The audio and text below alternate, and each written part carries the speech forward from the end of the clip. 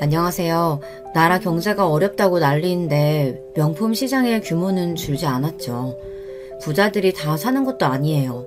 카드 할부를 수십 개월로 달아놓고 명품을 구매하죠. 월급 200만 원을 벌어도 가방은 600만 원짜리를 드는 요즘 청년들입니다. 어차피 돈을 모아봤자 서울에 아파트 한 채 못 살 것 같으면 즐기고 살겠다는 청년들의 심리에는 패배주의와 허영심이 함께 들어있다고 해요. 이 허영심은 어디에서 올까요? 비교에서 오고 남의 시선을 의식하는 곳에서 옵니다. 저희 아버지가 그런 분이셨어요. 남들의 눈에 그럴싸하게 비치고 싶고 뽐내고 싶은 허영심. 그런 것 때문에 아버지가 결국 주식에 손을 대셨습니다. 월급만 벌어서는 평생 제자리 고름이지. 내가 진작에 주식을 샀어야 되는데 왜 이런 고급 정보를 나는 모르고 살았을까? 이제라도 돈을 많이 벌 수 있는 수단을 알게 되어 다행이라고 아버지는 그러셨어요. 저는 주식이 뭔지 모르는 아이였습니다. 그래서 아버지가 주식이라는 두 글자로 그렇게나 행복해 하시는 게 신기했어요. 주식이 뭐냐고 여쭤본 적이 있었죠. 그랬더니 아버지가 대답해 주시기를 가만히 앉아서 머리만 좀 쓰고 운만 좀 따라주면 월급이 아니라 연봉에 준하는 돈을 한 번에 벌어들일 수 있는 그런 마법 같은 일이 주식이라고 그렇게 말씀해 주셨던 것 같아요. 그 대답에 제가 감명받아 입이 쩍 벌어졌던 기억이 아주 선명하거든요. 하지만 엄마의 생각은 저와 많이 달랐던 듯 싶어요. 당신 진짜 미쳤어? 폭삭 망하고 싶어서 그래? 아버지가 주식이라는 걸 시작한 이후로 엄마는 항상 화가 나 계셨거든요. 저는 부모님이 가끔씩 다투는 모습을 봐오기는 했어도 그렇게까지 본격적으로 그것도 자주 다투시는 모습을 보게 된 건 처음이었기 때문에 어리둥절했습니다. 모르면 제발 가만히나 있어. 내가 큰돈 벌어다 줄 테니까. 큰돈을 벌기는 뭘 벌어. 주식? 그거 시작한 이후로 당신이 돈을 벌기나 해봤어? 이 사람아, 내가 주식한 지 1년이 됐어? 2년이 됐어? 아니면 반년이라도 됐어? 이제 꼴랑 나 4개월 됐어. 4개월이든 뭐든 그래서 돈을 벌기나 해봤냐고. 왜 대답을 못해? 왜 말이나 빙빙 돌리냐고. 누가 말을 돌렸다는 거야. 난 아주 당당해. 내가 500 정도 주식으로 벌었다고. 그렇게 말을 해도 안 믿었던 건 바로 당신이야. 그래서 그 500 지금 어딨는데? 그거는 이제 일단은 묻지 마. 뭘 묻지 말라는 거야. 이야기 시작했으면 끝을 맺어. 그래서 그 500만 원 그거 어딨냐고. 주식으로 번 게 맞으면 그 돈이 있어야 할 거 아니야. 안 그래? 주식으로 번 돈은 가짜 돈이기라도 하니? 이 사람이 자꾸 왜 말을 이렇게 경우 없이 뱉지? 당신 요즘 너무 예민하고 성격 다 버린 것 같아. 예민해지고 성격 버린 건 당신 이야기겠지. 500만 원 벌었다는 거 순 거짓말이었다고 생각하면 되는 거지. 그 돈이 어디에 있는지 당신은 한 번도 옳게 대답해 준 적이 없잖아. 아니 그게 당신은 이해를 못하니까 그렇지. 설명해줘도 모르니까. 나 500 번 거 맞고 그건 이제 더 큰 돈을 위해서 쓰이고 있는 중이야. 500을 벌어서 그걸로 또 주식을 하셨겠다. 제발 좀 비꼬지 좀 마라. 크게 넣어야 크게 벌리는 거야. 꼴랑 10만원 몇십만원 이런 거로는 크게 돈이 안 된다니까. 500 번 김에 그걸로 더 큰 돈 벌겠다는 거잖아. 아주 대단한 장사꾼 납시셨네요. 내가 보기에 당신은 나하고 수준이 크게 다르지 않아. 주식을 잘 모르는 수준이 비슷할 거란 소리야. 대체 당신이 무슨 주식을 안다고 그렇게 자꾸 겁없이 뛰어다는 거야. 당신이 결혼 안 한 총각이라도 돼? 처자식 생각은 안 하니? 혼자서 망할 것 같으면 100이든 1000이든 혼자 잘 망하라 이거야. 그런데 처자식 생각하면 죽었다 깨어나도 망하면 안 되는 거잖아. 그럼 다 같이 죽자는 거밖에 안 되잖아. 당신 생각이 짧은 사람이라고 느낀 적은 많았지만 설마 이렇게 책임감까지 없는 사람인 줄은 몰랐네. 당신 지금 뭐라 그랬어? 처자식 먹여 살리려고 누구보다 밤낮 없이 노력하고 있는 나한테 당신이 그래도 되는 거야? 내가 나 혼자 잘 살자고 지금 이러는 거냐고. 그럴 것 같았으면 나야말로 주식이니 뭐니 이런 거 안 했어. 쳐다도 안 봤을 거야. 근데 처자식한테 잘해주고 싶어서 내가 지금 이러는 거잖아. 남의 집 와이프, 남의 집 애들보다 잘 먹고 잘 사는 거 그거 누리게 해주고 싶어서 내가 이러는 건데 당신은 왜 이렇게 내 마음을 몰라주냐? 진짜 섭섭하다. 당신은 그게 문제야. 남의 첩하고 자꾸만 비교해. 우리 옆집에 살던 윤선이네가 잘 돼서 연초에 이사 가버린 후로 그 증상 더 심해졌어. 그런 거 좀 그만해. 우리는 그냥 우리야. 남들하고 비교하고 재고 따지고 하다 보면 끝도 없는 거야. 이제는 나를 아주 정신병자로 몰아가는구만. 다 필요 없어. 내가 주식으로 잘 되기만 해봐. 지금 이딴 소모적인 언쟁 다 필요 없게 되는 거니까. 두고 보라고 당신. 아버지는 큰 소리를 떵떵 치셨고 몰래 그 광경을 지켜보던 저는 아버지가 저렇게 자신만만해 하시는 것에 뭔가 이유가 있을 거라는 생각이 들었습니다. 그래서 주식으로 잘 돼서 돈을 벌겠다는 아버지의 외침에 기대감이 들었어요. 그러나 엄마는 전혀 기대를 하지 않으시는 모습이었습니다.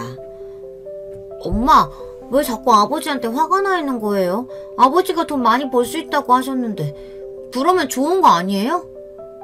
정말로 돈을 그렇게 많이 벌 수만 있다면야 좋은 일이다 뿐이니 너무너무 행복한 인생 역전이지.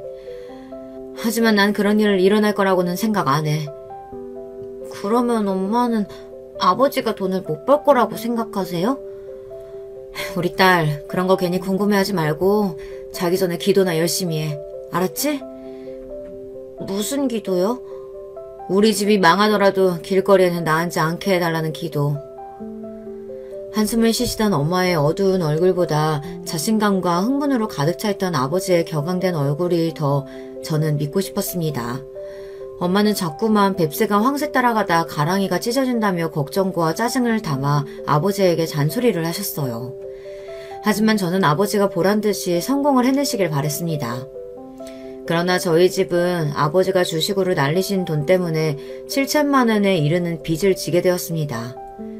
그것도 있는 돈 없는 돈 다 끌어모아 다급하게 해결볼 수 있는 건 다 보고 나서 남은 빚이었어요. 요즘 기준으로도 7천만 원이 까마득한 거액인데 그 당시의 기준이었으니 얼마나 막막한 금액이었는지는 설명 안 해도 되리라 믿습니다. 그러니까 그 7천만 원 가량을 갚으려면 이제 황새 따라가다 가랑이가 찢어질지언정 죽도록 발버둥 쳐야만 하는 뱁새가 되어야만 했습니다. 내가 뭘 했니? 내가 뭘 했어? 내가 당신은 주식의 주자도 모르는 초짜라고 그랬잖아. 그 잘난 500만 원 그거 수익 냈을 때 멈췄어야지. 왜 멈추질 못하고 끝까지 가버리냐고. 대체 왜? 그리고 내가 뭐라 그랬어? 혼자라면 망해도 되지만 처자식이 딸려있으면 죽어도 망하면 안 된다고 그랬지. 근데 이게 뭐야? 누가 이렇게 되고 싶어서 이렇게 됐냐? 나도 잘 되고 싶었어. 성공할 줄 알았다고. 근데 망한 걸 어떡해. 내가 당신이 주식한다는 거 처음 알았을 때 왜 그렇게 싫어했던 줄 알아? 왜 그렇게 기를 쓰고 반대를 했을까? 그건 바로 당신의 허영심 때문이야. 우리보다 못 사는 사람들은 그 눈에 보이지도 않고 그저 우리보다 잘 사는 사람들만 그 눈에 담으면서 자꾸 그렇게 되고 싶어 했으니까. 닿지도 못할 이상만 꿈꾸면서 허상 속에 사는 사람이었으니까. 내가 그런 당신 잘 알았기 때문에 결국엔 일을 그르칠 거라는 거 예상했어. 그래서 미친 듯이 주식하는 거 말리고 싫어했던 거야. 근데 지금도 한번 봐봐. 당신은 아직도 정신 못 차렸잖아. 근데 지금도 한번 어디 봐봐. 당신은 아직도 정신 못 차렸잖아. 잘난 놈들 부러워하고 배 아파하고 그렇게 되고 싶어한 거 그게 죄냐? 당신은 당신 형이 허세만 부리다가 어떻게 망했는지 그걸 다 봐놓고도 이러는구나. 정말 답이 없다. 내가 당신하고 더 살아야 될 이유를 못 찾겠다. 이 집도 이제 정리하게 된 마당인데 그냥 우리 부부관계도 이쯤에서 정리하는 게 어때? 그 편이 낫지. 나 혼자서 그 빚 떠안고 뒤지라는 거야? 사람이 어쩌면 그렇게 냉혹할 수가 있냐? 죽어도 같이 죽는 게 부부 아니냐고. 애정이 없으면 우리라도 있어야지. 정말 너무하잖아. 아버지는 빚을 같이 갚아야 하는 거 아니냐며 따지셨습니다. 그 앞에서 엄마는 정말 너무한 건 바로 당신 아니냐며 응수하고 계셨고요.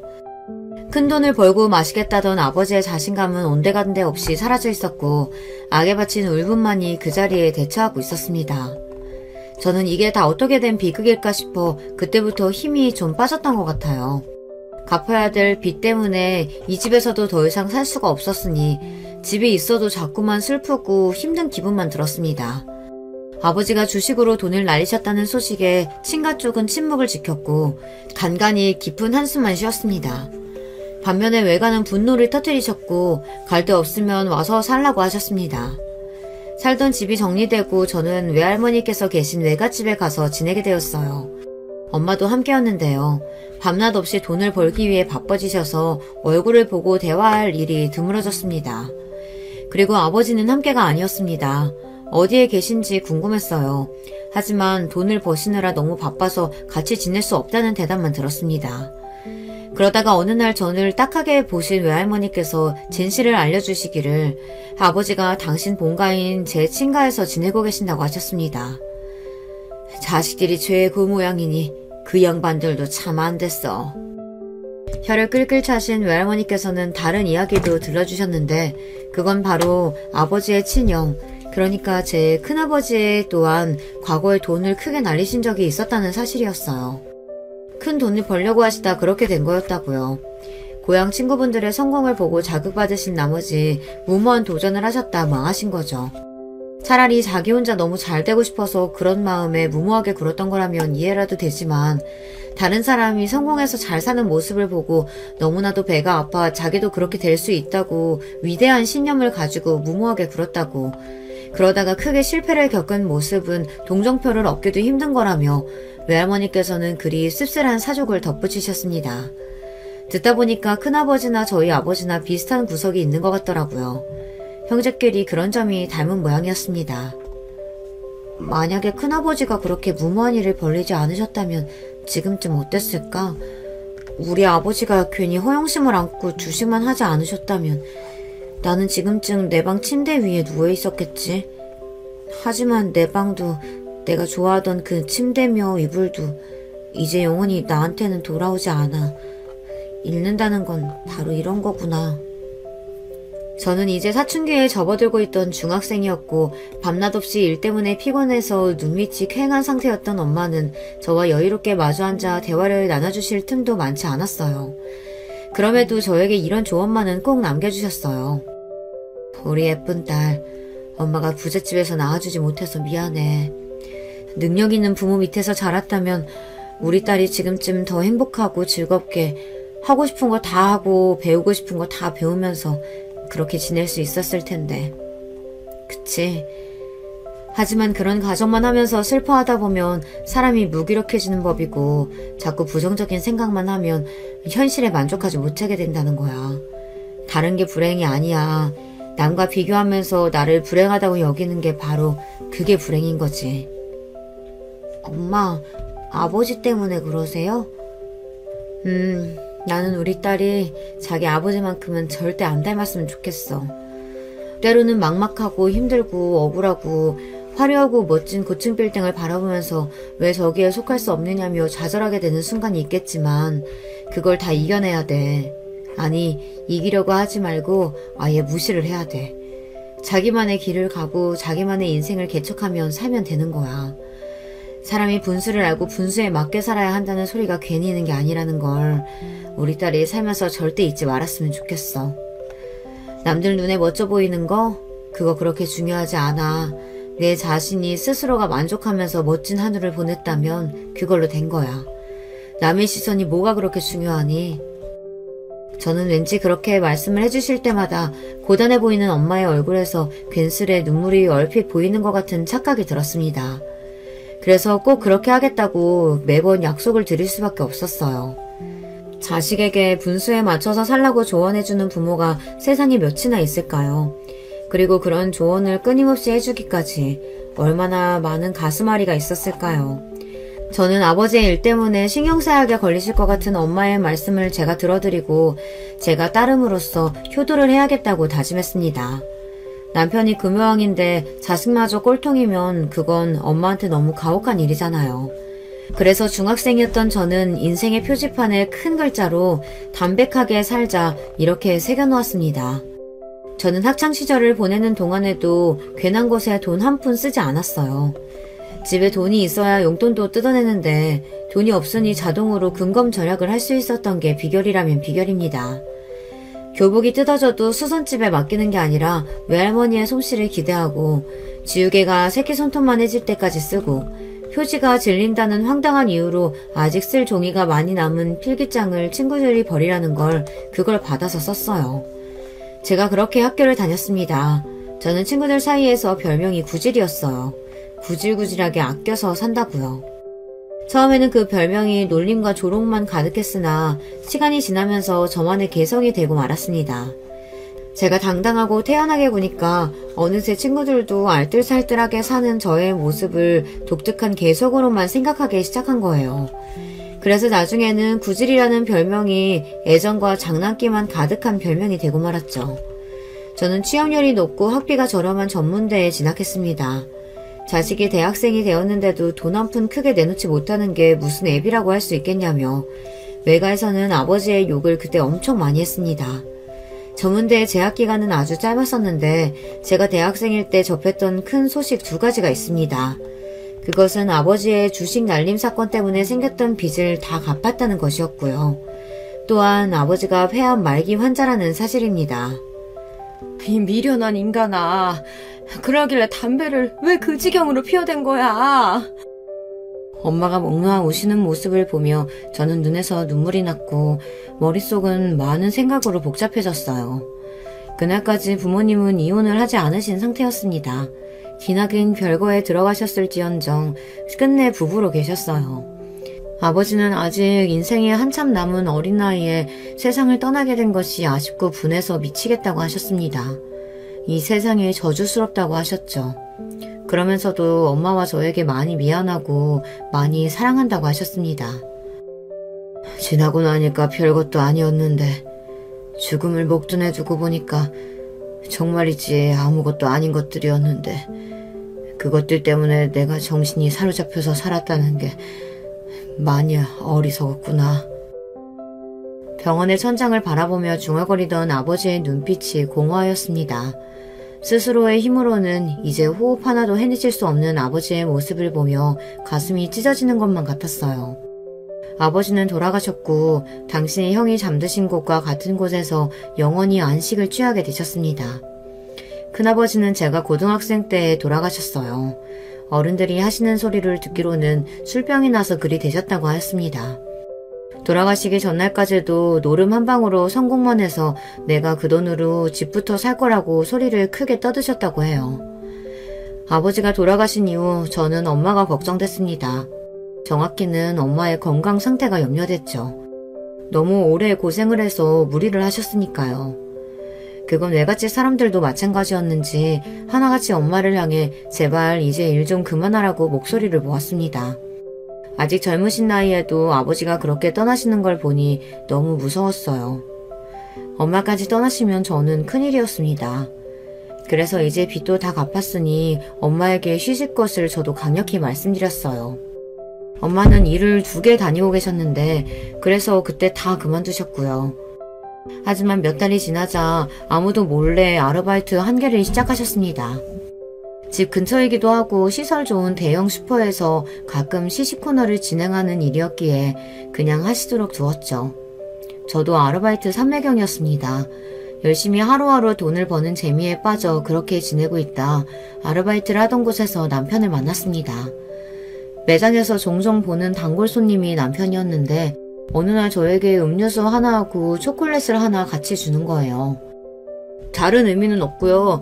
볼 때마다 정말 열심히 하고 계시길래 정식 직장도 아니고만 아르바이트 일을 이렇게나 열심히 하시는 모습을 보고 저도 열심히 해야겠다 싶어서 요새 회사에서 농땡이 안 피우고 있어요. 수줍은 얼굴로 횡설수설 하더라고요. 남편은 그 매장 근처에서 회사를 다니고 있었거든요. 제가 감사히 잘 먹겠다고 하며 이렇게 말을 해줬습니다.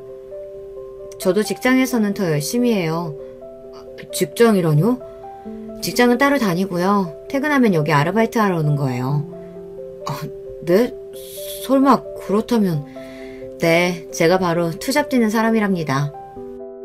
자랑할 기회가 흔치 않으니까 신이 나서 말을 했더니 남편이 그때 충격받은 얼굴이 되어 터덜터덜 돌아갔습니다. 남편이 그 후로는 전보다 더 자주 왔고 저를 치근하게 바라보며 말도 자꾸 걸어왔어요. 그러다가 정신을 차리고 보니 저희가 사귀고 있더라고요.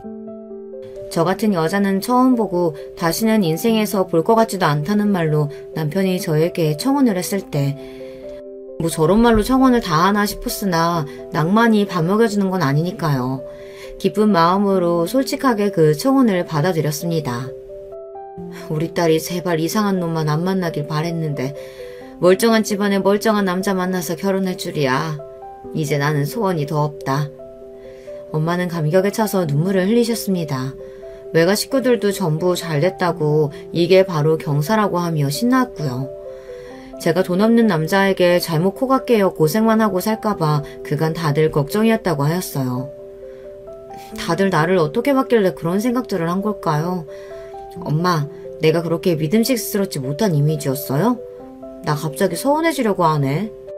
그게 아니라 남자 보는 눈이 없을까봐 다들 그런 걱정이 된 거지. 우리 딸이 자기 엄마 닮아서 결혼 잘못할까봐. 엄마가 멋쩍게 말씀하시자 저도 숙연해져서 딴청을 부리게 되었습니다. 능력도 책임감도 부족한 아버지셨으나 그래도 저에게는 하나뿐인 아버지셨고 왠지 저 너머 하늘에서 제가 결혼해서 잘 살기를 지켜봐 주실 것만 같았어요. 그런 생각이 강하게 들더라고요. 시댁이 사남매인데 남편이 첫째입니다. 장남과 차남이신 아주버님들은 이미 결혼을 하신 뒤였고요. 시누이가 막내인데 되게 새침한 성격에다가 예민한 기질을 지니고 있었는데요. 머리가 너무 좋아서 그런 건가 싶은 생각이 드는 명문대생이었습니다. 참고로 우리나라 대학 말고 외국 대학을 다니고 있었고요. 막내딸이라 그런지 어렸을 적에 예쁨만 받고 자랐다네요. 자라면서 크게 혼나본 적도 없다는 시누이는 좋게 보면 도도하고 나쁘게 보면 사회성이 부족한 느낌이었어요. 하지만 나이도 혼자 어린데다가 해외에서 공부를 하고 있는 시누이와 제가 마주치면 얼마나 마주칠 일이 있을까요? 시누이는 전혀 문제가 아니었습니다. 그렇다면 역시나 시어머니가 문제였냐고요? 너희들끼리만 좋으면 됐지. 싸우지 말고 사이좋게 잘 살아라. 흔쾌히 결혼을 허락해 주셨던 시어머니께서는 저에게 큰 관심도 없어 보이셨고 적당히 호의적이셨습니다. 제 친정에 사는 형편이 어떻든지 간에 크게 신경도 안 쓰셨어요. 이미 앞서 두 아들을 결혼 잘 시켜놓으셨기 때문에 셋째는 별로 많은 생각이 안 드셨던 거일 수도 있겠어요. 그러니 시어머니 역시도 저에게는 문제가 아니었답니다. 그렇다면 대체 문제가 있기나 했냐고요? 네, 있었죠. 아주버님들의 부인들 말입니다. 제 형님들은 서로 나이가 한 살밖에 차이가 안 나는 또래이기도 하고 결혼도 비슷한 시기에 하셔서 많이 친하셨어요. 그리고 무엇보다 큰형님이 기가 센 성격인데 작은형님은 맞장구 치면서 딸랑거리는 걸 잘하셨거든요. 정말 잘 맞는 쿵짝 조합이었습니다. 이렇게만 설명하니까 제가 두 분을 많이 비꼬는 느낌인데요. 제가 형님들 사이에서 겪은 일화들을 이제부터 소개해드리겠습니다. 저는 솔직히 생각을 깊고 심각하게 하는 사람이 아니에요. 되도록 긍정적이고 가벼운 생각만 하려고 하는 사람인데다가 좋은 게 좋은 거라고 여기는 편이죠. 이런 저는 당연히 형님들이 어떤 분이든 간에 무조건 잘 지내볼 생각밖에 없었죠. 그 안에 치밀한 계산 같은 건 애초에 들어있지도 않았어요. 아주버님 두 분 다 사업을 하십니다. 규모는 작지만 사업이다 보니 항상 바쁘신 분들이고요. 회사 월급처럼 고정적으로 안정적이지도 않아 들쑥날쑥해도 벌이가 괜찮으신 분들이었어요. 그리고 형님들은 친정집이 잘 사는 축에 속했습니다. 아주 평범한 수준의 월급을 받고 사는 회사원 남편에다가 친정에 재산이랄 것도 없는 저였으니 저희 부부만 결이 좀 달랐던 것이죠. 사는 것도 그렇게 멀지 않았고 결혼하고 나서 직장에 여러 가지 문제가 좀 생기는 바람에 퇴사를 하게 되어서 아르바이트만 하면서 일단은 지내게 된 저였으니 형님들과 어울려 다닐 시간적 여유는 있었습니다. 참고로 형님들은 딱히 특별하게 하시는 일이 없었고요. 시어머니께서 형님들에게 며느리들끼리 잘 지내라고 당부를 하시면서 위에서 먼저 아래를 챙기라고 그러셨어요. 형님 두 분이 저를 잘 보다듬으라는 그런 시어머니의 뜻이었죠. 그러자 큰 아주머님께서 진중한 표정으로 큰형님을 향해 당신이 잘하라고 하셨습니다. 큰형님은 똥 씹은 표정을 숨기느라 애를 쓰시는 듯 했고요. 저는 별 생각 없고요. 그냥 결혼해서 다 같이 시댁에 모여있는 것만으로도 아직 신기할 따름인 새댁이었습니다. 그리고 나서 며칠 안 지났을 때 형님이 저한테 차 한 잔을 하자고 하셨어요. 내일 오전이요? 혹시 오후는 안 될까요? 오후도 괜찮기는 한데 왜? 오전에는 일정이 있나 봐? 네, 제가 아르바이트를 가야 돼서요. 직장 그만둔 지 얼마 안 됐잖아. 동서 바로 지난주까지 직장 다니다가 거기 문제 생겨서 그만둔 거 아니야? 그게 얼마나 됐다고 벌써 아르바이트를 구했어? 아, 모르셨구나. 그건 그거고 이거 아르바이트는 원래도 하고 있었어요. 직장 따로 아르바이트 따로? 네, 아르바이트는 원래 주 3일만 하고 있었는데 직장 그만두게 되면서 하루 더 늘려서 주 4일 하기로 했어요. 원래 같았으면 내일 오전에 시간이 나는 거였는데 근무 하루 늘린 요일이 마침 내일이라서 딱 아쉽게 됐네요. 그럼 내일 오후에 되면 되는 거죠? 그렇게 하자. 그녀님의 목소리가 상당히 떨떠름하게 들리는 느낌이었는데 당일이 돼서 약속 장소에 나가보니 표정은 더 떨떠름하시더라고요. 큰형님의 오른팔이자 전속 딸랑이인 작은형님도 이미 동기화가 완료되었는지 함께 떨떠름한 눈빛으로 저를 훑어보셨어요. 저기 동서, 그 티셔츠 너무 유행 지난 거 아니야? 요새 누가 그런 프린트 있는 티셔츠를 입어. 3년 전까지나 입었지. 저 이 티셔츠 산 지 딱 3년 됐는데 신기하네요. 기가 막히게 아시는군요. 뭐? 그러면 3년이나 그 옷을 입었단 소리야? 유행 다 지나갈 끝물에 산 것도 아니고 그걸 여태 입었어? 네, 저는 이게 편하고 좋더라고요. 청바지든 까만 바지든 코디하기도 쉽고요. 나는 유행 지난 건 못 입겠더라. 그래서 나는 2월 상품 내려오는 아울렛 같은 데서도 옷 아예 안 사잖아. 형님도 그러시죠? 작은 형님이 떨떠름한 눈빛으로 저를 훑어보시며 핀잔을 내뱉으시다가 돌연 부드러운 목소리로 큰형님을 향해 물으시더라고요. 그러자 큰형님이 갑자기 거만한 자세로 다리를 꼬시면서 양팔은 의자 팔걸이에 턱 놓으시더니 고개를 끄덕이셨습니다. 다른 대답 없이 고개만 끄덕이신 곳에서 똥폼을 무척 잡으시는 걸로 보였어요. 하지만 작은 형님은 왠지 모르게 뿌듯한 얼굴이 되어 계셨고요. 저에게 마실 메뉴를 얼른 고르라고 하셨습니다. 가격을 확인한 저의 눈이 튀어나갈 뻔했죠. 5,000원? 한 잔에 5,000원? 1시간 일해야 벌 수 있는 돈인데 꼴랑 이거 한 잔 마시기 위해서 5,000원을? 저도 모르게 놀라서 중얼거리고 말았습니다. 하지만 저도 최소한의 눈치가 있는 사람인데 당연히 주문을 안 할 생각은 없었고요. 그냥 생각보다 가격대가 높아서 좀 놀랐을 뿐이에요. 그런데 제가 중얼거린 걸 들으셨는지 형님들이 당황한 기색을 하고 계셨고요. 그러더니 시선을 교환하시면서 웃음을 꾹 참으시는 것 같은 표정을 지으셨습니다. 저는 민망해서 애써 그 모습을 못 본 척 했고요. 아직 서로의 이모저모를 잘 몰랐을 때였으니 대화 주제가 거의 그런 쪽으로 흘러갔습니다. 제가 새로운 입장이니 거의 제 소개가 주가 되었는데요. 저희 엄마가 월세집에 사신다는 것을 아시고 큰형님이 하마터면 커피를 뿜으실 뻔했습니다. 뭐? 월세? 연세도 있으신데 웬 월세? 저희 엄마 그렇게 안 늙으셨는데 원래는 외할머니 댁에서 살다가 나오게 됐던 거라 월세로 구하게 됐던 거예요. 발품을 판 보람에 넘치게 너무 괜찮은 집을 저렴하게 잘 구해서 5년째 잘 살고 계시고요. 아무리 그래도 월세는 집 컨디션이 좀 떨어질 수밖에 없지 않나? 그리고 좀 괜찮다 싶으면 보증금이면 월세가 다달이 부담되는 금액일 텐데. 집주인분이 너무 좋으신 분이라서 한 번도 월세를 안 올려받으셨어요. 생각할수록 너무 뿌듯한 사실이었기에 자랑이라도 하듯 눈빛을 반짝이며 빛내면서 말씀드렸어요. 그러자 형님들이 마치 별종을 바라보는 듯한 희한한 눈초리로 저를 동시에 쏘아보셨습니다. 저는 왠지 주눅이 들어 제가 뭔가 크게 잘못이라도 했나 싶었고요. 집에 오고 나서도 제가 실수한 것 같아 이제 형님들이 저를 안 불러주시고 왕따시키면 어쩌나 그런 생각에 한숨이 나왔습니다. 그러나 제 고민이 착각이었다는 듯 바로 얼마 뒤에 형님들이 저를 또 불러주셨는데요. 혹시 마트에 장을 보러 함께 가지 않겠냐는 거예요. 우리 집 다용도실 간식 선반이 다 비어가지 뭐야. 그래서 이번에 장 좀 크게 받으려고. 동서 혹시 코스트코 가봤어? 네, 코스트코요? 아니요, 안 가봤어요. 궁금했는데 거기 회원권이 있어야 입장 가능하고 물건도 살 수 있다면서요? 맞아. 안 가봤으면 당연히 회원권도 없겠네. 그럼 이번에 같이 갈래? 껴줄게. 정말요? 그럼 저야 좋죠. 감사합니다. 그냥 마트가 아니라 외국계 마트에 가자고 큰형님이 이야기를 꺼내신 순간 제가 너무 설렜어요. 어딘지 들어서 알고는 있었는데 한 번도 못 가본 곳이었으니까요.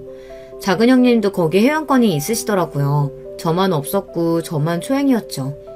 직접 가봤더니 주차장에서부터 얼마나 차가 막히던지. 평일 이 시간에도 이렇게 사람이 많나요? 주차장에서부터 이럴 줄은 몰랐어요. 완전 별 세계가 따로 없네요. 동서는 코스트코 안 와봐서 분위기를 아예 몰랐구나? 근데 너무 그러면 촌스러우니까 안에 들어가서는 놀라는 것 좀 자제해줘. 같이 다니기 쪽팔리면 버리고 갈지도 모른다. 저의 감탄을 큰형님이 그렇게 받아치시고 작은 형님이 푸흡하고 웃으셨습니다. 혼자 뒷좌석에 앉아있던 저는 머쓱하게 눈을 굴렸네요. 주차를 하고 나서도 두 분만 앞장서서 매장 안으로 진입하셨고 가타부타 말도 없이 이동하시는 바람에 저는 당황하면서 두 분을 따라다니기 바빴습니다. 안에 들어가서 처음 보는 풍경에 놀란 제가 신기해하고 있으니 그런 저를 힐끗 돌아보며 두 분이 자꾸 속닥거리시더라고요. 킥킥 웃으셨고요. 그런데 그게 대놓고 따지기는 좀 애매해서 저만 초라해질까봐 차라리 모르는 척 하는 게 나을 것 같기도 하고 아무튼 저로서는 싱숭생숭했습니다. 물건을 대량으로 판매하는 전략으로 저렴하게 가격을 책정해 놓은 곳이었고 그래서 형님들은 물건 하나를 사서 보통 나눠오신 모양이었어요. 이건 미국 초콜릿인데 안에 마시멜로가 들었어. 신기하지? 동서 혹시 마시멜로 뭔지 모르는 건 아니지? 초코파이 안에 든 하얀 거. 제가 유치원생도 아니고 형님들이 자꾸만 너 이것도 모르지 하는 식으로 코너 하나를 돌 때마다 말을 던지셔서 저는 점점 더 민망해졌습니다. 쪽팔리게 굴고 있는 건 제가 아니라 형님들 쪽 같았네요. 신기한 제품들을 저에게 자랑하듯 알려주시면서 형님들은 애초에 그걸 노리셨다는 듯 해외여행 이야기를 자연스레 시작하시더군요.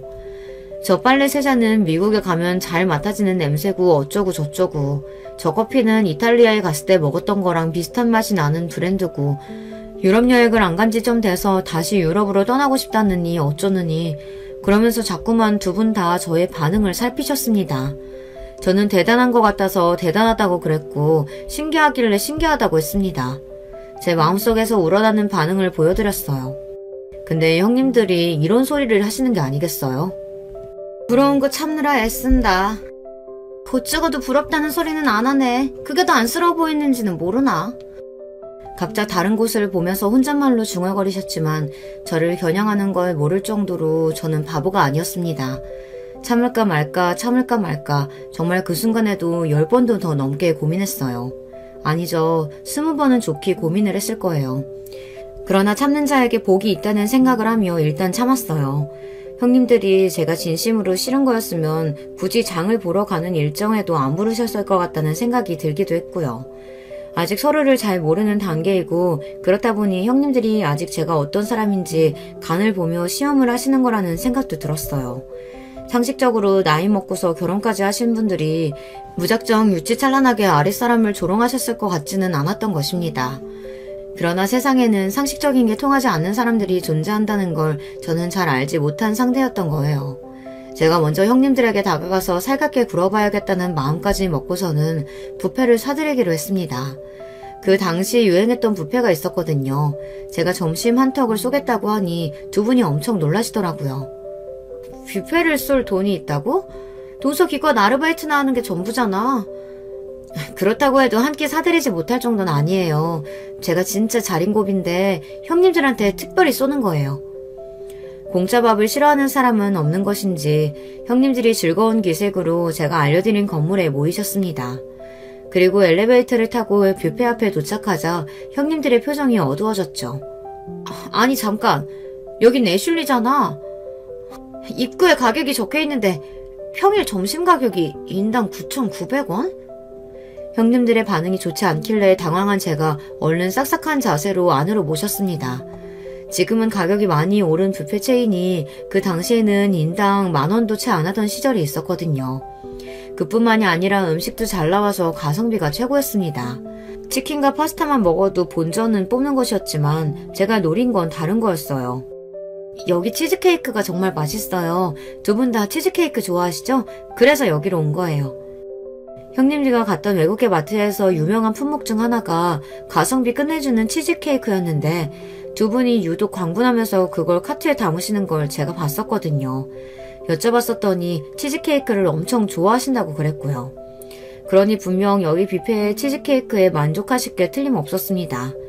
자리도 좋은 곳으로 잡았건만 형님들은 식사 내내 틱틱대며 퉁명스럽게 그지없으셨어요. 이건 맛이 어떻네, 저건 맛이 어떻네, 저렴한 곳이라서 수준이 다 별로라는 등 애써 자리를 마련한 제가 무안해지는 순간이었습니다. 그렇다고 해서 잘 안 드시는 거면 또 모르겠는데 평가를 하시면서도 이것저것 잘도 가져다 드셨죠. 치즈 맛이 진하게 안 나서 싸구려 같다고 하시면서도 두 분 다 치즈케이크를 몇 조각이나 드셨고요. 향긋한 원두향이 하나도 안 난다고 하시더니 커피도 야무지게 입가심으로 드시는 걸 보며 저는 혼란스러웠을 정도였어요. 겉으로만 그러시는 거고 입맛에 잘 맞으셨던 것 같은데 뷔페를 나오고 난 뒤에도 두 분이 자꾸 불만을 투덜거리시길래 실컷 잘 드셔놓고 왜 그러시냐고 여쭤보았죠. 어머, 동서. 사람 수준 따라서 입맛도 수준이 나뉘는 법인데 지금 고작 9,900원짜리 뷔페에 내가 만족하면서 먹었다고? 진심으로 그렇게 생각하는 건 아니겠지? 내 수준이 동서는 고작 그걸로 보이니? 그래, 맞아.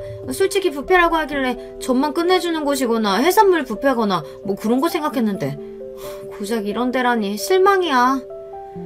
형님들이 차례를 쏘아붙이시자 저는 울컥했습니다. 제 딴에는 형님들한테 맛있는 거 대접해드리고 싶어서 여기로 온 거예요. 그리고 저는 여기가 정말 올만한 곳이라고 생각해서 결정을 했던 거고요. 저 진짜 한 푼도 허투루 쓰지 않는 사람이라 솔직히 여기 가격이 그렇게까지 폄하당할 정도로 저렴한 건진 모르겠어요. 제 마음이며 정성도 있는 건데 형님들이 너무 무시하시니까 속상하네요. 동서, 역지사지를 해봐야지. 누가 동서한테 맛있는 케이크 사준다고 해놓고 여기 내려와서 자, 여기 디저트 코너에 가서 케이크 실컷 먹다가 가요. 이러면 기분이 안 나쁘겠어? 네? 저는 기분이 안 나쁠 것 같은데요. 뭐? 말도 안 돼. 그게 왜 기분이 안 나빠? 뷔페 케이크라니 성의가 없잖아. 그치만 저를 생각해서 준비해준 거니까 그 사람의 정성이 더 우선 아닐까요? 뭐가 됐든 해주려고 하는 마음이 고마운 건데요. 저는 그 순간 솔직하게만 답해버리고 말았어요. 그러자 큰형님이 분에 가득 찬 눈빛으로 저를 째려보셨고 작은형님이 그 옆으로 가서 딱 붙더니 이내 한 세트가 되어서 저를 째려보셨어요. 눈에서 레이저라도 나올 것 같은 두 분을 상대하고 있자니 저는 점점 식은땀이 날 정도로 당황스러워졌고 그날은 어영부영 헤어지고 말았습니다. 형님 일과 수준 차이도 나고 성격 차이도 나고 그래서 영 안 맞는 것 같다고 남편에게 고민을 털어놓았어요. 처음엔 다 어려운 법이지. 시간이 지나면 그래도 차차 나아질 거야. 나는 당신 믿어. 그랬더니 남편이 교과서적인 모범 답안을 내놓았는데요. 저는 저보다 남편이 더 해맑고 긍정적인 사람인 것 같다는 생각이 들었습니다. 에라 모르겠다 싶어서 저도 너무 생각을 깊이 하지 않기로 했고요. 얼마 뒤 시댁에 다들 모였을 때 곧 저의 생일이 다가온다는 이야기가 가볍게 나왔습니다. 그러자 형님들이 제 쪽을 보시며 여자들끼리 따로 모여서 가볍게 축하라도 해도 좋겠다고 웃어주셨어요. 전에 없이 넉살 좋은 미소를 지으시길래 저도 모르게 기대가 되었습니다. 앞으로 형님들과의 관계가 넉살 좋게 잘 풀릴 것만 같았죠. 그런 예감이 들어 남편에게도 그런 소리를 막 떠들었고요. 하지만 제 착각이었나 보더라고요. 바로 이틀 뒤에 남편이랑 시댁에 들릴 일이 있었거든요. 그런데 시댁에 있을 때 형님들의 연락을 받았어요. 시댁 바로 근처에 있는 큰 카페에 와 있으니 잠시 저보고 나오라고 하셨습니다. 제가 어리둥절하면서도 괜한 기대감을 가지고 나가봤더니 구석자리에서 형님들이 저를 기다리고 계셨고 테이블 위에는 초코파이가 놓여 있었습니다. 우리나라 사람들이라면 다 아는 바로 그 과자 말이에요. 초코파이 12개가 들은 상자 어떤 건지 다 아시죠? 그 상자가 받침대 역할을 하고 있었고 포장 껍질을 다 벗겨낸 초코파이 12개가 쌓여 있었으며 황당하게도 제일 위에 놓인 초코파이에는 초가 꽂혀져 있다는 사실이었어요. 저를 발견하신 작은 형님이 얼른 그 초에 불을 붙이셨고요. 당황한 제가 천천히 다가가자 형님들은 생일 축하 노래를 부르기 시작하셨습니다. 그러니까 저게 제 생일 케이크랍시고 형님들이 준비하신 거였어요. 근데 뭐가 그렇게 재미있고 웃기신 건지 노래를 다 부르지도 못하시고 도중에 박장대소를 하셨습니다. 제 굳은 얼굴을 지적하시는 것도 아주 유쾌한 목소리로 하셨고요. 짜잔! 미국 과자보다 더 맛있는 초코파이. 미국 마시멜로보다 이쪽이 더 맛있거든. 우리가 양쪽 다 먹어봐서 알지. 그래서 동서한테는 제일 맛있는 걸로 준비해본 거야. 동서를 생각하는 우리 마음 느껴져? 초코파이 한 상자는 가격 얼마 안 하지만 정성이 중요한 거잖아. 가격은 상관없지? 명백하게 형님들은 저를 배우고 계셨습니다. 저한테 왜 이러시는 거예요? 제가 뭘 잘못했나요? 저는 두 분에게 진심이었는데 그 진심을 가지고 두 분은 저를 조롱하시는군요. 제 말을 듣자마자 형님들이 피식 웃으셨어요. 이윽고 큰형님의 입에서 나온 소리에 제 심장이 쿵 떨어졌습니다. 차이가 너무 나서 아예 상대 안 해줄까 싶었는데 반응이 하도 웃기고 황당해서 우리가 잠깐 놀아준 것 뿐이었어. 그런데 장단 좀 맡아줬다고 해서 신나하던 그 꼬라지가 정말 웃기더라고. 그것도 모자라서 가짜게 나대는 모습은 정말 꼴불견이었고. 작은 형님은 옆에서 고개를 크게 끄덕이며 맞장구를 치셨어요. 단 한순간도 저를 진심으로 대하신 적이 없었던 두 분이었습니다. 저는 그런 줄도 모르고 혼자 이런저런 고민을 해왔다니 망연자실한 저를 조롱하며 두 분은 초코파이 위에 초능이 다 떨어져서 어떡하냐며 낄낄대셨어요. 바로 그때 놀랍게도 남편이 곁으로 다가왔습니다. 시댁에서 나설 때 형님들이 불러서 얼른 잠깐 다녀오겠다고 제가 그랬었거든요. 남편이 저를 뒤따라왔던 모양이었어요. 초코파이 위에 초가 꽂혀진 걸 보고서 장난 이벤트인 줄 알았는데 그게 아니라 작정하고 이러셨다고요?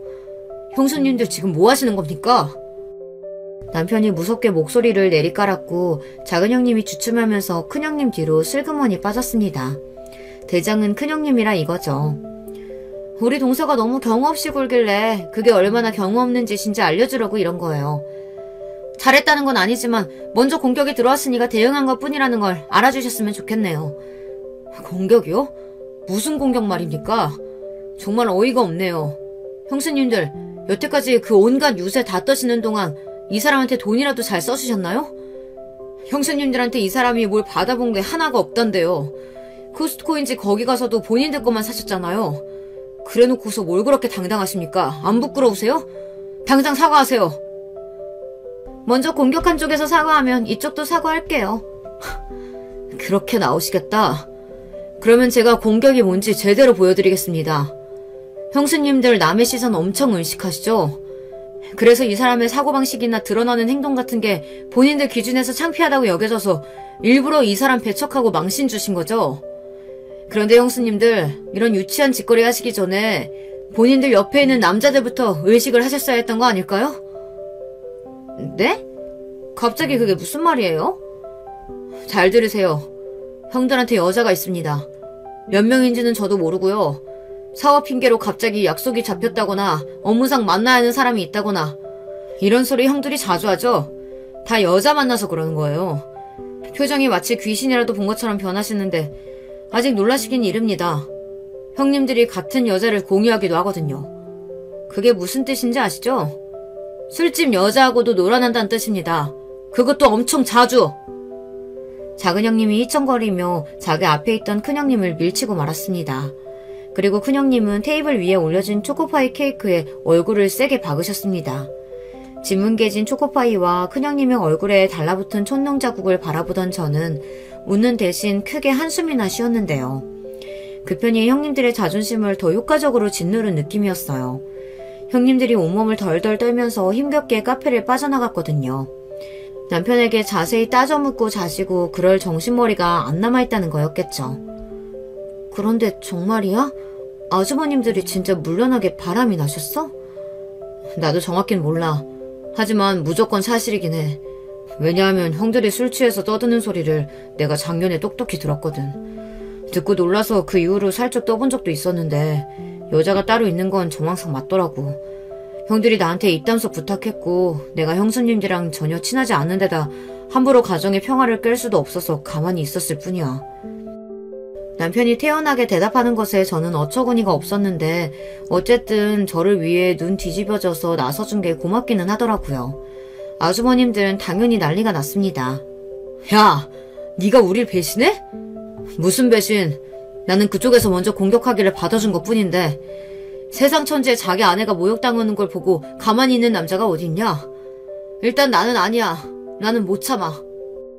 남의 시선 더럽게 의식하고 뽐내는 걸 좋아하는 있어 보이는 척하는 걸 목숨처럼 여기던 형님들인데 자기 남편들이 더럽게 바람이 난 상태였다니 등장 밑이 어두웠다는 생각으로 둘 다 충격을 크게 받았습니다.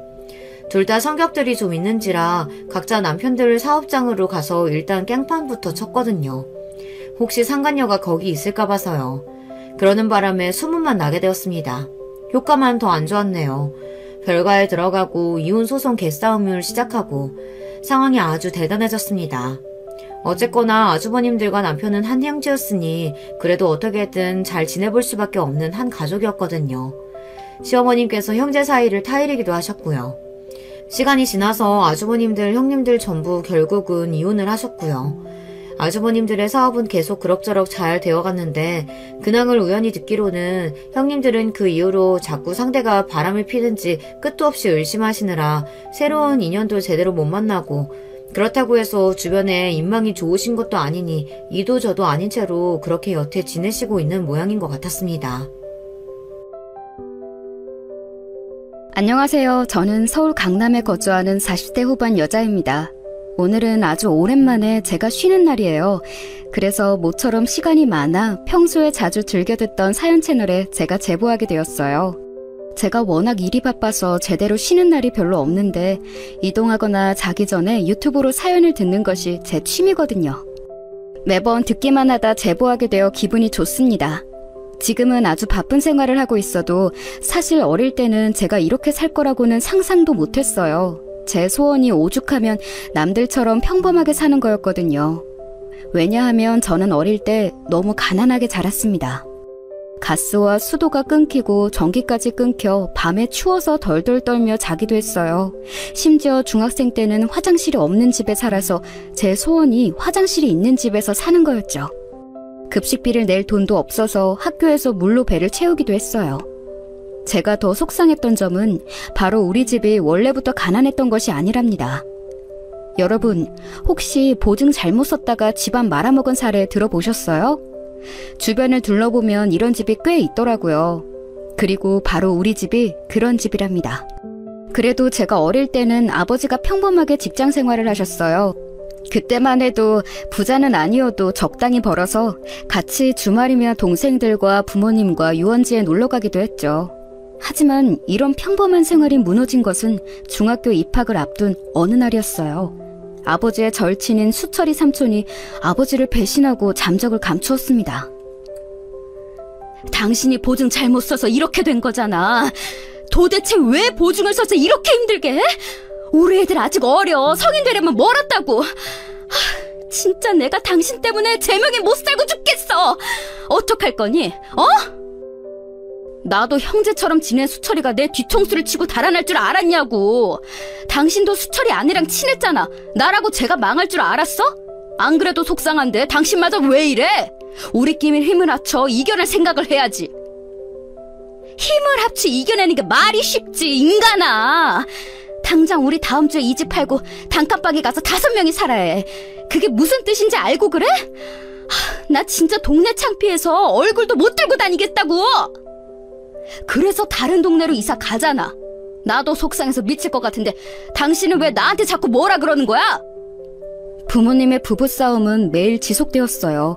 결국 저는 어린 시절 친구들이 있던 동네를 떠나 생판 모르는 곳에서 중학생 생활을 하게 되었죠. 그리고 그때부터 제 인생의 암흑기가 시작되었어요. 엄마는 다른 동네로 이사가서 쪽방에 털을 잡자마자 공장에 나가셨어요. 김치를 만드는 공장이었는데 새벽 5시에 나가서 밤 11시에 들어오셨어요. 지금이라면 저런 노동 환경이 말이 되지 않죠? 하지만 저 때는 다들 저렇게 일하곤 했답니다. 엄마는 공장에 가서 일하고 아빠는 화물차를 운전하셨어요. 마침 우리가 이동한 지역이 공장이 많았거든요. 그래서 아빠는 트럭 하나를 사서 그걸로 종일 운전하셨습니다. 저 트럭을 사는 것도 전부 다 빚이었어요. 그래서 우리는 늘 돈이 없던 상태였습니다.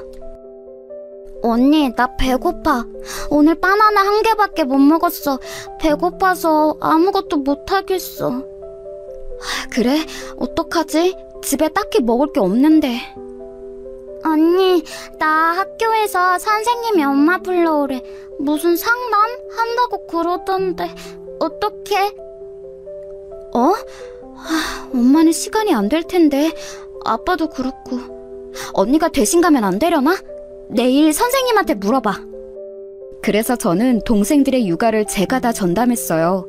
제가 세 자매의 장녀였는데 나이 차이가 각각 4살, 6살이 났거든요. 저도 친구 한 명 없는 지역에서 적응하느라 힘든데 동생들까지 챙겨야 하니 얼마나 힘들었는지 모릅니다. 어쩌다 학교에서 친구 부모님이 반에 먹을 것을 돌릴 때가 종종 있었어요. 그렇게 먹을 것이 생기면 저는 절대 먹지 않고 다 집으로 가져갔어요. 그리고 동생들을 먹였습니다. 진영아, 오늘 우리 집에 놀러 갈래? 엄마가 떡볶이 만들어준다고 친구들 데리고 오라고 하셨어. 오늘 우리 반 친구들 거의 다 오는데 너도 와. 아, 미주야, 고마워. 그런데 나 오늘 집에 가서 동생들 밥 챙겨줘야 해. 미안. 밥 챙기고 오면 안 돼? 아, 너 맨날 우리가 놀자고 하면 동생들 봐야 한다고 안 오잖아. 미안해. 그런데 나 진짜 안 돼. 밥 챙기면 집안일도 해야 하거든. 오늘 빨래하는 날이라서 미안. 실제로 저는 제가 집안일을 혼자 처음부터 끝까지 다 했어요. 엄마는 공장에서 일하느라 집에서는 잠만 자고 나가셨고 아빠는 아예 집에 오지 않던 날이 대다수였거든요. 전국을 트럭을 타고 돌아다니시니 어쩔 수 없었죠. 이렇게 친구들이 놀자고 해도 거절할 수밖에 없는 상황이 지속되었습니다. 그러다 보니 자연스럽게 저는 겉돌게 되었어요. 같이 어울리지도 못하고 중학생 때는 공부도 못해서 선생님들도 저를 챙겨주지 않았어요. 원래 아는 친구도 없으니 외로운 생활을 했죠. 엄마가 우리 큰딸에게 너무 미안해. 그래도 엄마도 아빠도 열심히 일하고 있으니까 조금만 더 버티자. 알겠지? 다는 아니어도 조금씩 빚을 갚고 있으니까 우리 가족도 나중에 웃는 날이 반드시 올 거야. 우리 딸한테 너무 고맙고 미안해. 아니야. 엄마도 공장에서 일하느라 너무 고생이야. 아빠도 그렇고. 내가 동생들 더 자주 챙기도록 노력할게.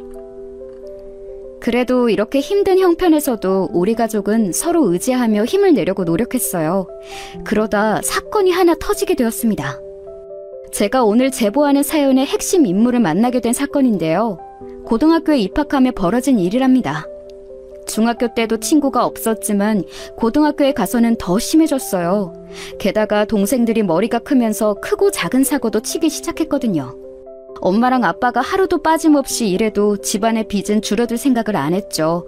안 그래도 심적으로 힘든 시기였는데 학교에서 저를 유난히 괴롭히던 친구가 있었어요. 이름은 박가희. 가희는 동네에서 알아주는 부잣집 외동딸이었습니다. 가희는 공주 같은 친구였어요. 집에서 외동이라 사랑을 아주 많이 받는 것이 매우 익숙한 친구였죠. 게다가 가희 아버님이 공장을 운영하셨는데 거기서 일하는 주민들이 많았어요. 그러다 보니 가희는 이 지역의 공주님이었답니다. 제 인생의 2번째 암흑기가 이때 시작되었는데 바로 가희의 괴롭힘이었어요. 사실 1학년 때는 가희와 저와 크게 서로 관심이 없었습니다. 아예 무리가 달라 말도 하지 않았어요. 사건은 바로 고등학교 2학년 때 일어났습니다. 안녕? 저번에 도서관에서 혼자 책 읽는 거 봤어. 혹시 책 읽는 거 좋아해? 안녕. 아, 그냥 혼자 시간 남으면 가서 읽는 거야. 그래? 이따 수업 끝나고 같이 공부할래? 나 요즘 도서관에서 공부하는데 사실 그러다 진영이 너도 본 거야. 아, 내가 수업 끝나면 바로 집에 가야 해. 미안. 그래. 그럼 점심시간은? 밥 먹고 시간 남지 않아? 내가 너희 반으로 갈게. 바로 준수라는 친구 때문에 일어난 일인데요. 준수는 키가 크고 운동부라 인기가 매우 많은 친구였어요. 저도 남들 몰래 준수를 몰래 쳐다본 적도 많습니다. 가희는 그런 준수를 대놓고 짝사랑했죠. 문제는 준수가 그런 가희한테는 관심이 하나도 없고 저한테 관심이 있었다는 거예요. 준수는 대놓고 저한테 말을 걸고 챙겨주었거든요. 제가 돈이 없어 급식은 못 먹는 것을 알고 본인이 직접 집에서 도시락을 싸서 저를 챙겨주기도 했습니다. 진영아, 이거 우리 엄마가 친구랑 나눠 먹으라고 만들어준 샌드위치야. 같이 먹자. 아, 그래? 아, 고마워. 와, 진짜 맛있다. 이거 무슨 어디서 사 먹는 것 같아. 진짜? 우리 엄마가 들으면 너무 기뻐하시겠다. 아 참, 그럼 이번 주말에 우리 집에 올래? 엄마가 매일 친구들 데려오라고 하시는데 진영이 네가 놀러 오면 좋을 것 같아.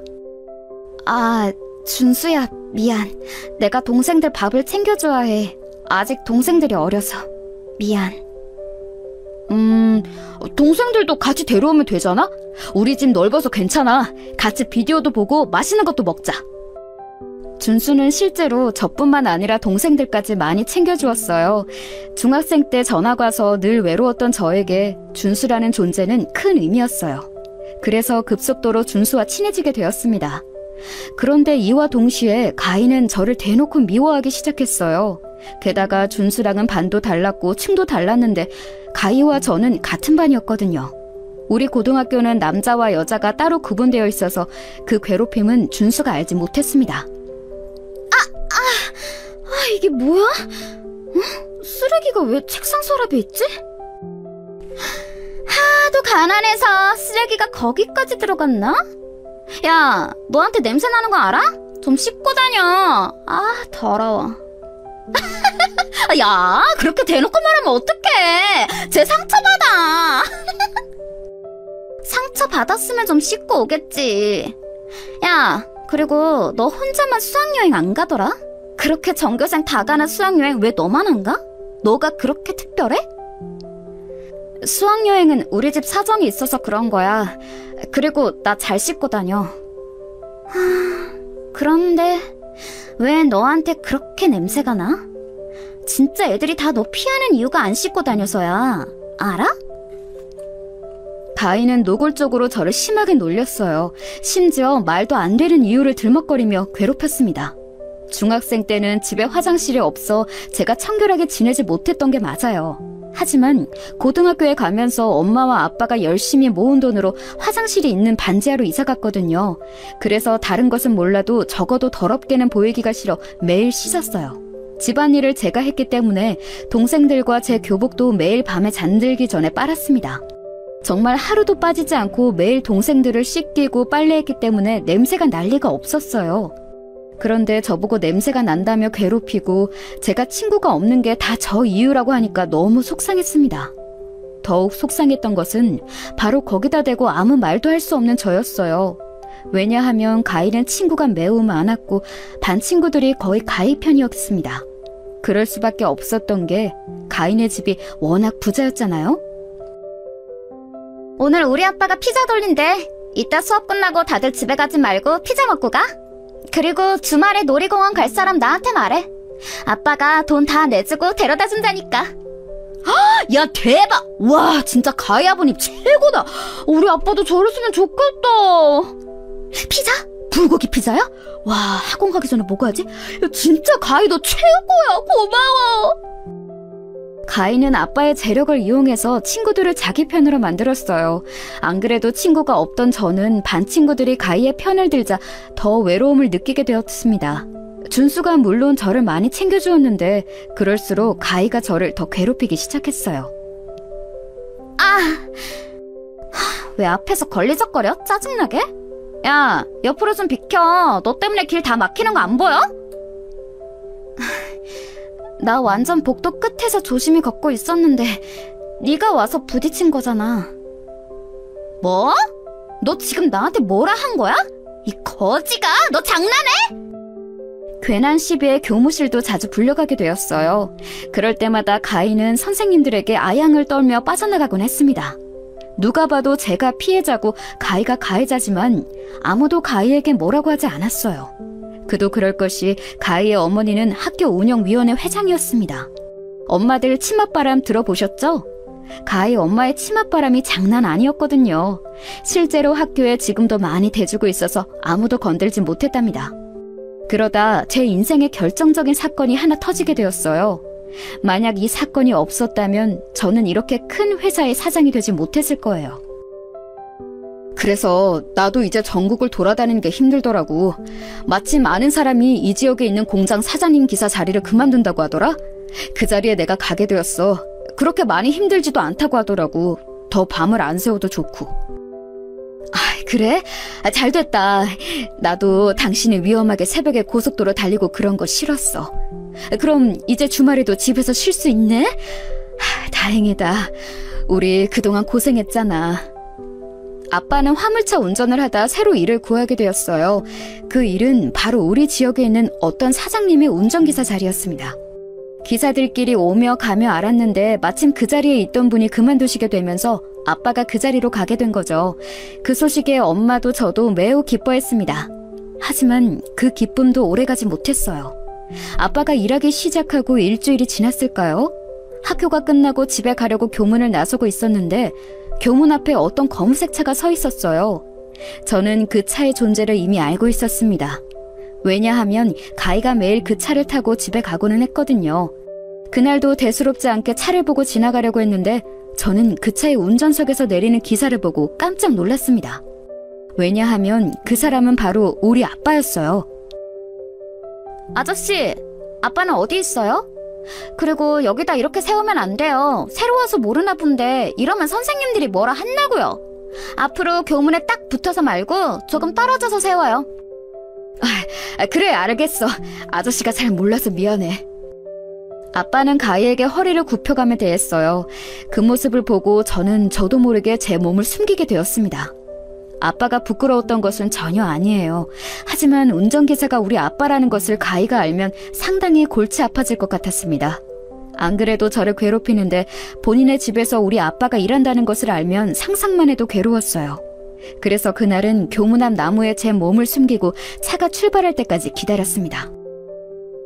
진영아, 아빠가 일하는 집 따님도 너랑 같은 고등학교 다니더라?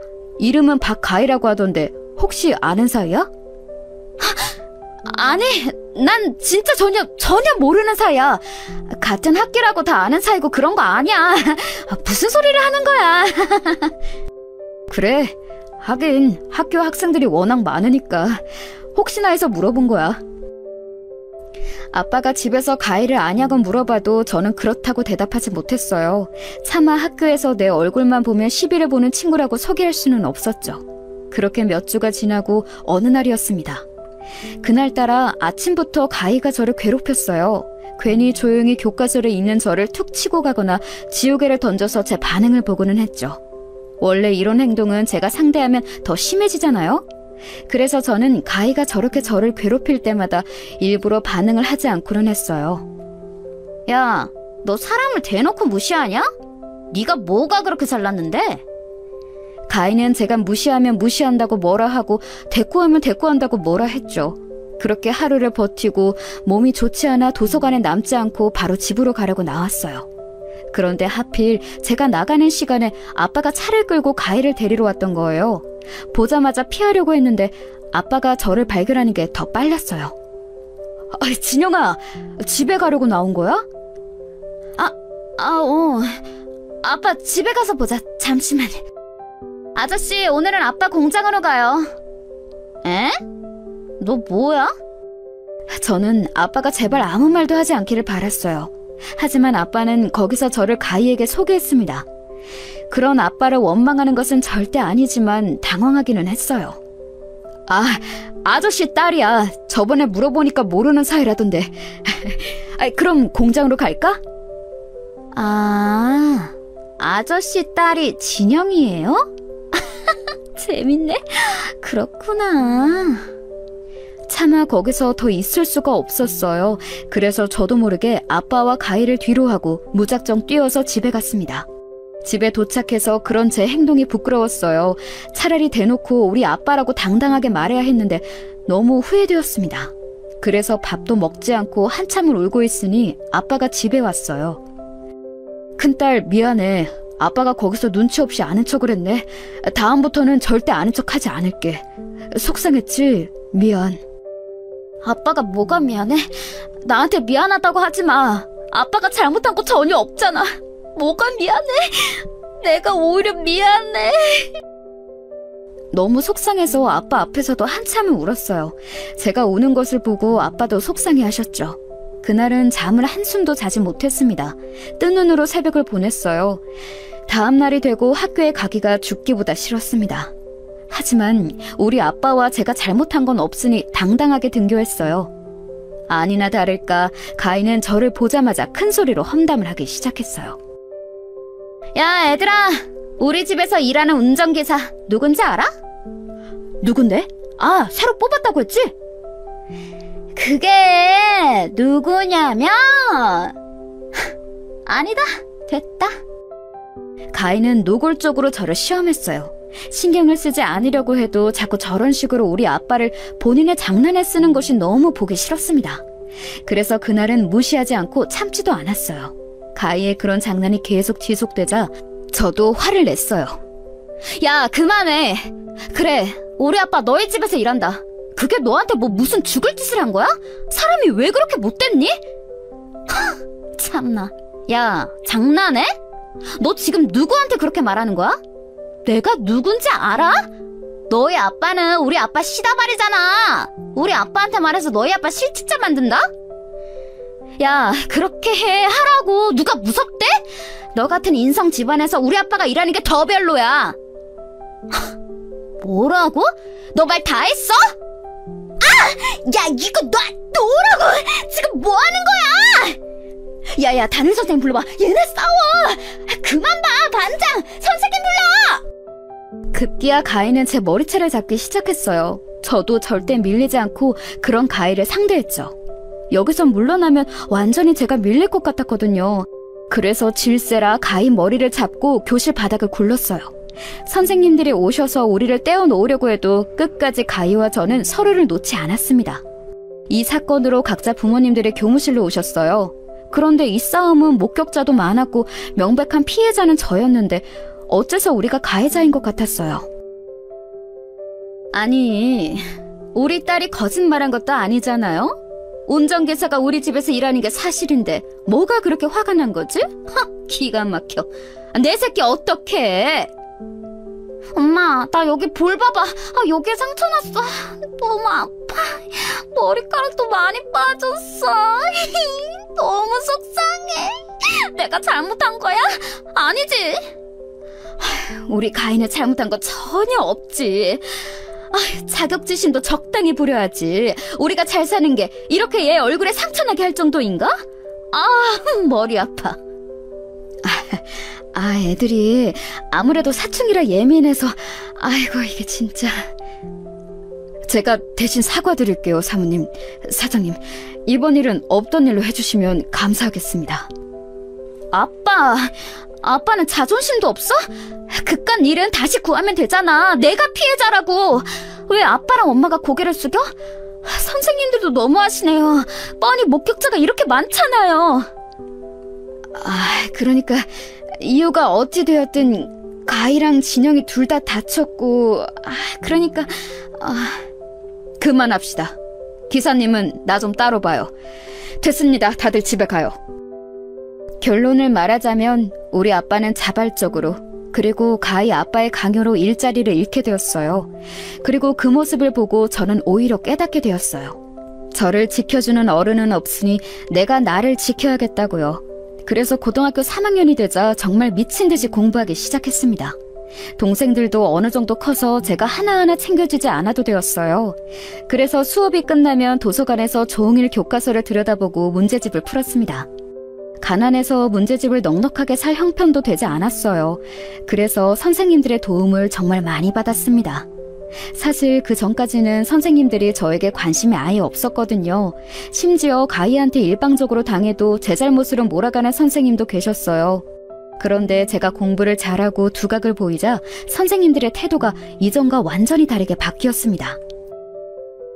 진영아, 이번에 시험 성적 좋더라?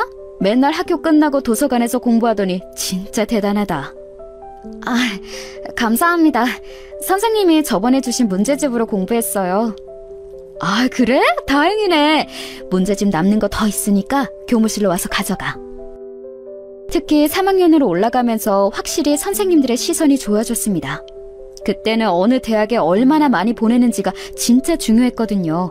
가희는 제가 알기로 전 과목 과외를 받았고, 또 영어나 수학은 각각 2명의 과외 선생님이 있다고 했어요. 그런데 제가 가희보다 성적이 좋으니 학교에서도 저를 많이 챙겨주셨습니다. 준수와의 관계도 나쁘지 않았고 오히려 입시 시절에는 더 가까워졌어요. 진영아, 너 학교 원서 어디 쓸 거야? 우리 대학도 같이 가면 얼마나 좋을까? 나 너가 쓰는 대학으로 원서 쓰려고. 에이, 무슨 대학을 나 따랐어. 그래도 말이라도 고마워. 나한테 친구는 너 하나밖에 없잖아. 너가 그런 말을 해주니까 내가 다 기쁘다. 장난하는 거 아니고 진짜야. 난 이미 부모님한테도 너랑 결혼한다고 말해놨어. 뭐? 너 진짜 웃기다. 우리 아직 대학도 안 가는데 무슨 결혼이야. 실제로 고등학교 3학년이 되니까 아이들도 공부하기 바빴어요. 물론 가희는 여전히 저를 싫어했습니다. 하지만 이제는 예전처럼 선생님들이 제 편을 들어주지 않는 게 아니었죠. 대학 원서 시기가 가까워지며 저는 성적이 더 오르기 시작했습니다. 선생님들의 기대도 높아졌고 부모님도 제 성적을 보고 많이 기뻐하셨어요. 그러다 사건이 하나 터지게 되었습니다. 바로 학교장 추천 제도였어요. 학교에서 한 명을 뽑아 대학에 추천하면 거기서 학생을 선발하는 제도가 있었거든요. 제가 성적이 많이 올라 전교권에 있고 또 가정 형편이 좋지 않은 것을 알던 고등학교 3학년 때 담임선생님이 저를 추천하셨습니다. 이 제도가 워낙 대학에 입학할 때 유리해서 많은 학생들이 노리던 제도였어요. 우리 반에서 제가 1등이라 저를 추천했는데 이걸 알고 가희 어머님이 학교에 찾아오셨죠. 선생님, 우리 가희가 아니고 왜 진영이 제가 추천을 받아서 원서를 쓰는 거죠? 이럴 줄 알았으면 저는 학교 운영위원회 활동도 안 했겠죠. 너무하시네요. 어머님, 우선 이 제도는 철저하게 성적순으로 학생들을 선발하는 제도예요. 진영이가 우리 반에서도 그렇고 전교권에 드는 순이라 선발하게 되었습니다.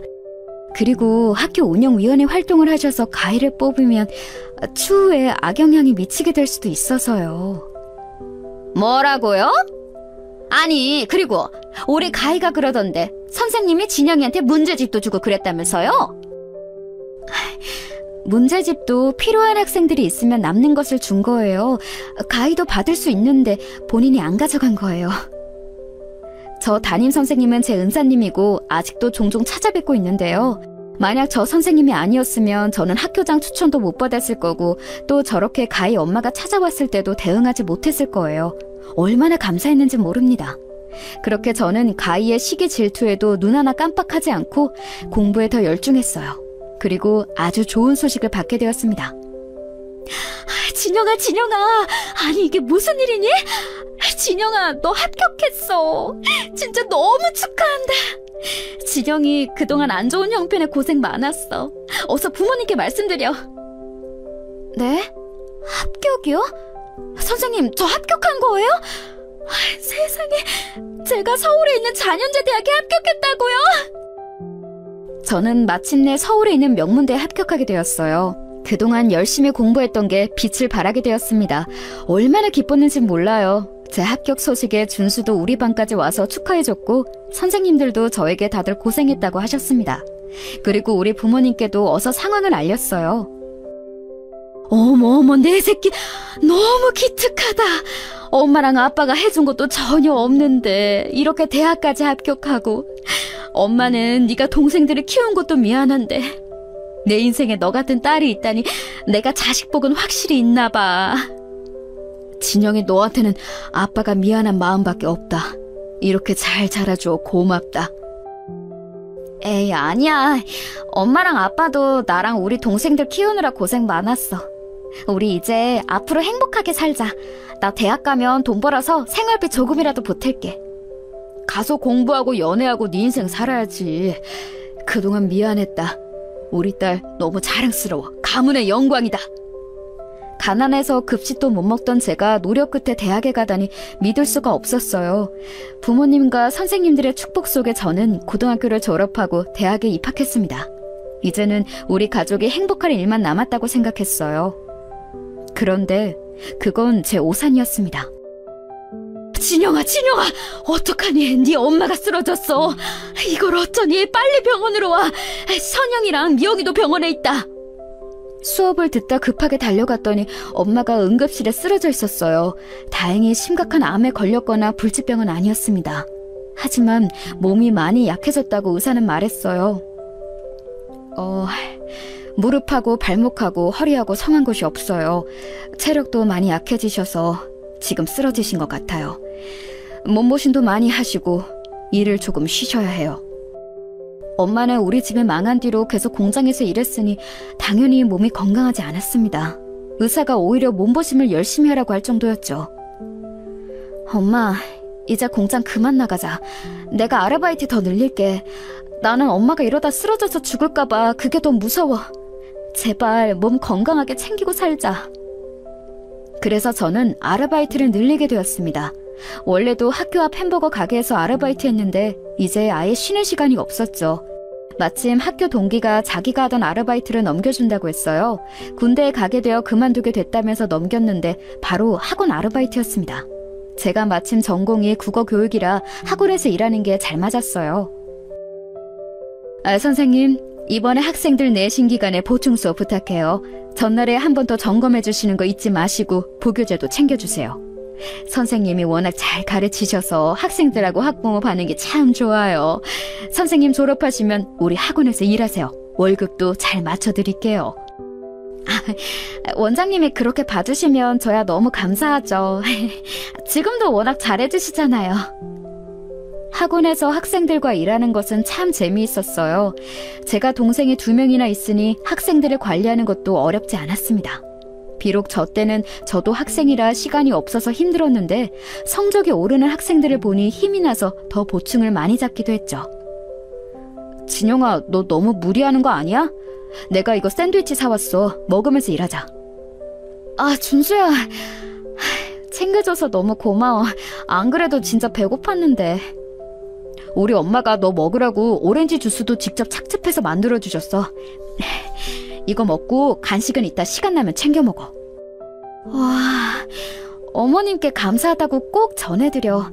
매번 받기만 해서 죄송하다. 뭘, 우리 졸업하고 결혼하면 이제 가족이 되는 건데 괜찮아. 엄마도 네가 잘 먹었다고 하면 좋아하시더라. 준수와 저는 졸업하고 더욱 돈독해졌습니다. 준수의 학교가 우리 학교와 아주 가까인 거리라 더 가까워졌어요. 정식으로 사귀는 사이가 되고 준수의 집에도 몇 번이나 갔죠. 그러면서 자연스럽게 가족들과 교류도 많아졌어요. 준수네 부모님은 저를 참 많이 예뻐하셨습니다. 제가 준수가 군대에 갈 때도 면회에 많이 갔거든요. 시간이 없어도 학원 수업이나 학교 수업이 있는 게 아니면 꼭 가고는 했습니다. 그럴 때마다 준수의 어머님을 마주치면 저를 얼마나 챙겨주셨는지 몰라요. 어머, 진영아, 많이 예뻐졌다. 그래, 학원에서 요즘도 일한다며? 고등학생 때부터 느낀 건데 우리 진영이는 참 열심히 살아서 좋아. 얼마나 부모님이 뿌듯하실까? 이렇게 예쁘고 착하고 혼자 돈도 벌고. 밥을 안 드셔도 배부르겠어. 감사합니다. 어머님이 저를 더 많이 챙겨주시잖아요. 매번 음식 보내주시는 것도 정말 감사하게 생각하고 있어요. 얘는 내가 뭘 했다고 그러니? 그거 아무것도 아니야. 나중에 우리 준수랑 결혼하면 진영이 너는 집안일 아무것도 하지 마. 이미 그때부터 저는 그 집 며느리가 되어 있었어요. 고등학교 때처럼 저를 괴롭히는 가히도 없으니 저 시절엔 바빠도 행복했습니다. 물론 체력적으로 많이 지치기는 했어요. 그래도 버티고 버텼습니다. 이렇게 버티다 보면 분명히 좋은 날이 올 거라고 생각했어요. 그리고 그 생각은 현실이 되었습니다. 제가 학원에서 일하면서 학생들의 성적을 많이 올려서 원장님은 제가 졸업하자마자 월급을 많이 주며 저를 데려가셨어요. 진영아, 일하느라 힘들지? 이렇게 집에 생활비를 가져다 주고 엄마가 너무 고마워.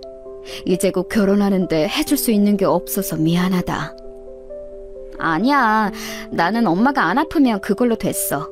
결혼도 준수랑 나랑 행복하려고 하는 건데 뭘 안 해줘도 괜찮아. 그리고 시댁에서도 하나도 준비하지 말라고 하셨어. 제가 졸업하고 학원에서 일하기 시작하자 준수는 바로 결혼하자고 청혼했어요. 마침 시부모님도 저를 워낙 마음에 들어 하셔서 결혼은 큰 무리 없이 진행되었습니다.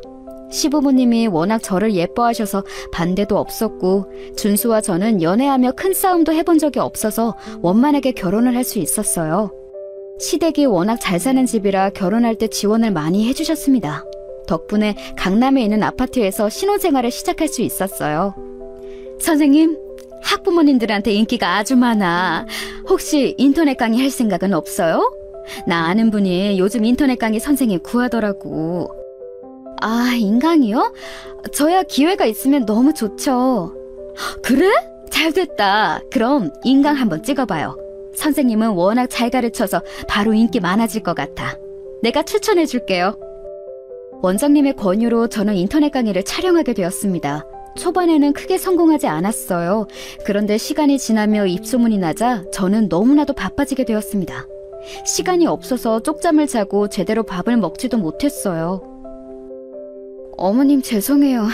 이번 명절에도 학생들 특강이 잡혔어요. 인강 촬영 일정도 그렇고 도저히 시간이 나지 않아요. 너무 죄송해요. 그 대신 제가 시간 나면 얼굴 비치러 갈게요.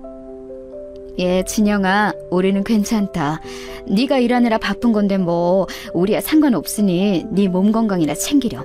준소통해서 홍삼을 좀 보낼 테니까 꼭 먹어. 알겠지?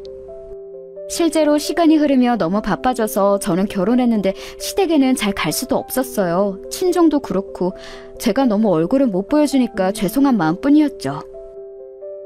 딸, 몸 챙겨가면서 일해. 그리고 아까 사위가 다녀갔어. 우리 딸 얼굴 못 봐서 슬펐는데 그래도 사위가 와줘서 얼마나 고마웠는지 몰라. 너무 바빠 양가 부모님을 제대로 챙기지도 못해서 죄송했는데 남편은 그런 저를 대신해서 친정을 자기가 챙겨줬어요. 얼마나 고마웠는지 모릅니다. 종일 교재 연구하고 수업하고 하느라 몸도 많이 망가졌는데 정신적으로는 뿌듯했습니다. 제가 이렇게 힘들게 일한 만큼 돈이 그만큼 많이 생겼거든요. 이제는 예전처럼 전기와 수도가 끊긴 집에서 힘들게 사는 게 아니고 뭐를 먹을 때도 돈 걱정을 하지 않아도 된다는 게 얼마나 기뻤는지 모릅니다. 여보, 나는 진짜 당신한테 너무 고마워. 내가 바빠서 양가 어른들 생신도 못 챙기는데 당신이 우리 아빠랑 엄마 그리고 동생들까지 하나부터 열까지 다 챙겨주니까 얼마나 고마운지 몰라. 당신은 어떻게 고등학생 때부터 사람이 이렇게 한결같아? 나만 한결같은가? 당신도 똑같아. 고등학생 때처럼 예쁘고 똑똑해. 나는 당신이 이렇게 삶을 열정적으로 사는 게 너무 인간 대 인간으로 멋있게 느껴져. 아참, 그러고 보니까 동창회 한다고 하더라. 당신은 시간이 없어서 못 가지? 저는 사실 고등학교를 졸업하고 한 번도 동창회에 나간 적이 없었어요. 고등학교 시절이 좋은 기억으로 남아있지도 않았고 무엇보다 친한 친구가 한 명도 없었거든요. 또 저를 그렇게 괴롭히던 가희를 굳이 보고 싶지도 않았죠. 친구가 없으니 동창회를 한다는 사실도 모르고 살았는데 이게 무슨 소리인가 싶었습니다. 동창회? 아니야. 나는 수업 때문에 바빠서 못 가. 대신 당신이 다녀오고 후기 말해줘. 가희 기억하지? 가서 보고 와. 당연히 기억하지. 알겠어. 그럼 내가 가서 보고 어떻게 사는지 말해줄게. 실제로 저는 일이 매우 바빴기 때문에 남편만 동창회에 보냈습니다. 그리고 동창회를 다녀온 남편은 저에게 흥미로운 얘기를 해줬어요. 여보, 가희 있잖아. 걔네 집 그렇게 잘 살더니 망했대. 겉으로는 괜찮은 척 하던데 이미 소문은 다 퍼졌더라. 나도 주변에서 알려줘서 알았어. 아, 그래?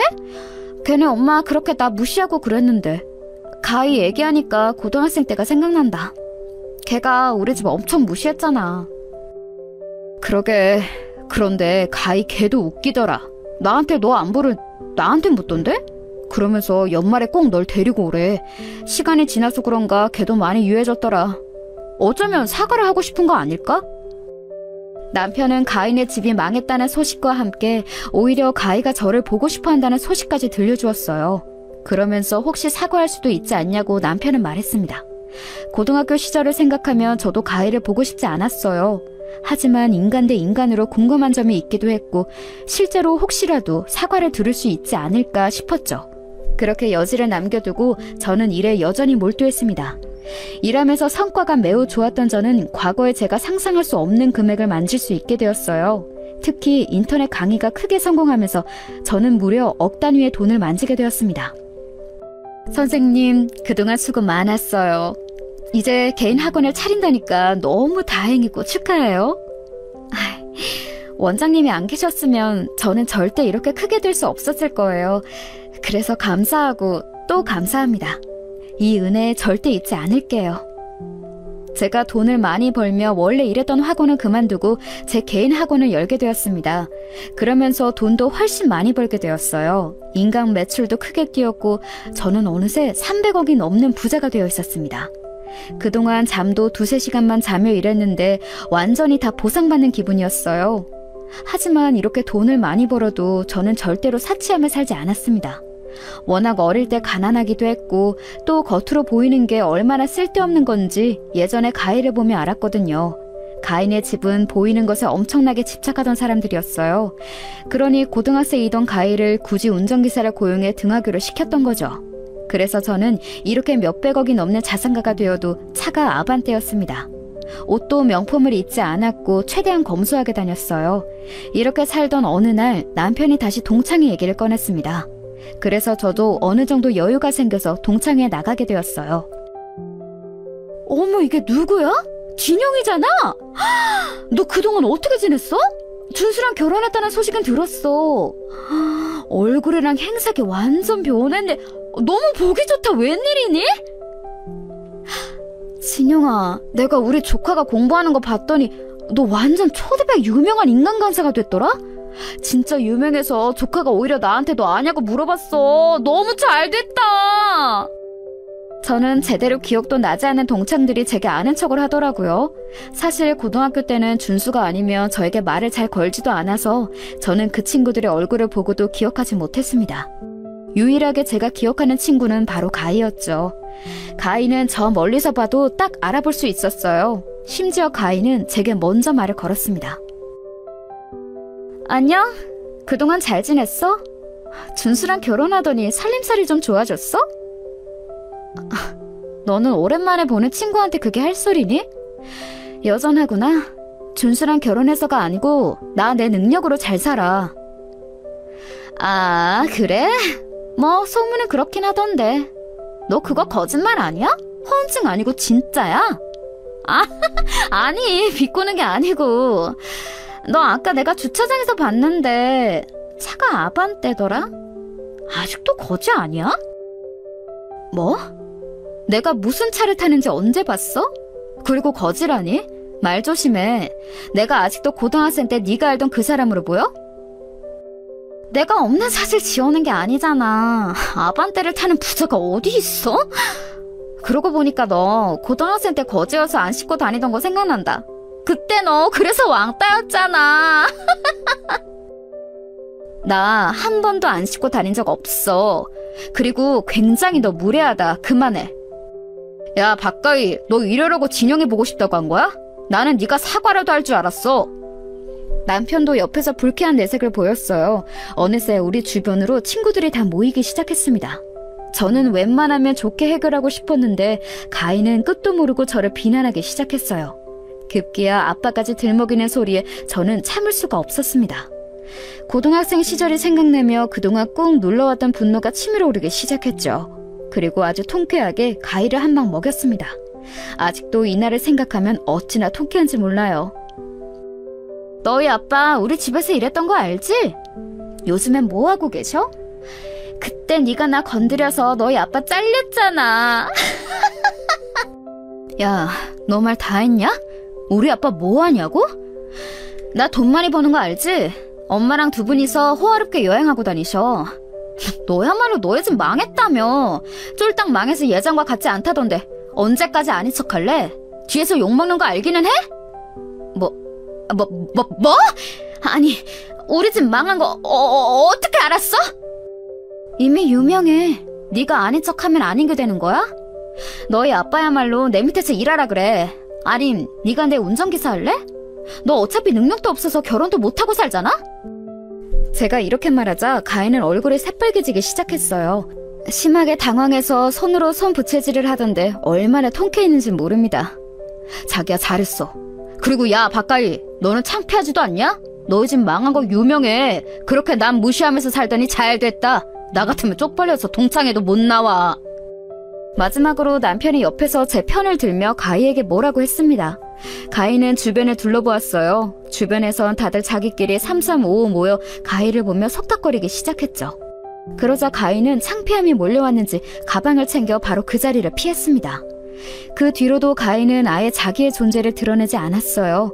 도망친 그대로 아무하고도 연락이 되지 않고 있습니다. 저는 떳떳하고 당당하게 동창회에 아직도 나가고 있어요. 동창들도 제가 잘 나가니까 저한테 가희 욕을 오히려 하더라고요. 가희가 너 고등학생 때 괴롭힐 때 우리가 못 도와줘서 미안해. 그러지 말았어야 했는데 걔 성격이 워낙 이상해서. 아니야, 괜찮아. 내가 너희였어도 그랬을 거야. 친구들에게 사과도 듣고 오히려 지금은 잘 지내고 있답니다. 여러분, 제가 준비한 사연은 여기까지인데요. 재밌게 잘 들으셨길 바라며 저는 이만 물러날게요. 혹시라도 가희가 듣게 된다면 평생 동창회에는 얼굴 비추지 말고 망한 집안 잘 먹여 살리길 바란다. 일자리 필요하면 언제든지 말해. 내 아반떼 운전기사 시켜줄게. 그럼 여러분, 저는 진짜 끝내겠습니다. 들어주셔서 감사합니다.